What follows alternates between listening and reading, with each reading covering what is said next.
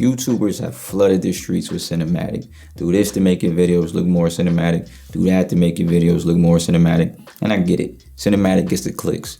But the word cinematic is mad vague. Pro Mist filters though, they can help you get a little closer to that buzzword. The Tiffen Black Pro Mist, easily the most useful accessory that I ever bought for my camera. It's a diffusion filter that lowers the contrast of an image. It also blooms the highlights and somehow still retains the blacks of your video. I don't know how they do it, but they do it. Black Pro Mist smooths out your subject's skin and helps mask any blemishes that they may have.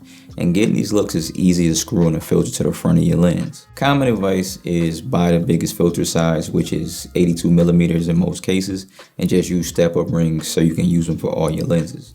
Very practical. They also come in 4x5s if you use a matte box. Fortunately for me, I'm a little too into aesthetics, and step-up rings are ugly as hell, so I don't use them. All of my lenses are the same filter size for that very reason. What you're looking at right now is an image with no filtration. It ain't stepped on one bit. And maybe that's your bag, which is fine. I personally don't like it. I'm not a fan of really sharp images. I'm in the grain. I like to grunge up my images. I like my videos to look more like they were shot on film or as close to it as possible, which is something that's difficult to do in camera. So this is what an 1/8 strength of Black Pro Mist looks like. As you can see, the lights looks like it's glowing just a little bit more, a little bit of halation, and my skin is a little softer. The 1/8 is more suited for taking just a little bit of a digital edge off an image. And to me, this is a great starting point for the type of videos that I like to shoot. I mostly use this strength of diffusion for client work. If you're shooting for yourself, you have the option to choose whatever strength you like. And the Black Pro Mist comes in 4 strengths, I believe, maybe 5. 1/8, 1/4, 1/2, and a full stop, maybe 2 stops, I don't know. I only own the 1/8 and 1/4. Anything past that is too fucking strong for my personal taste.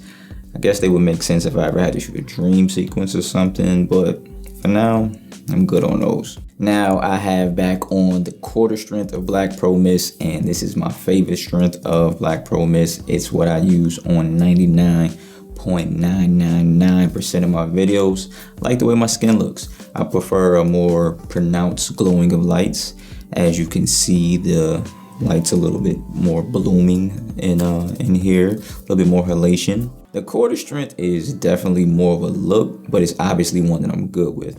To me, it's the perfect balance of halation, making the skin pop, and just keeping the blacks of my image black so I can still have a good amount of contrast, which is dope to me.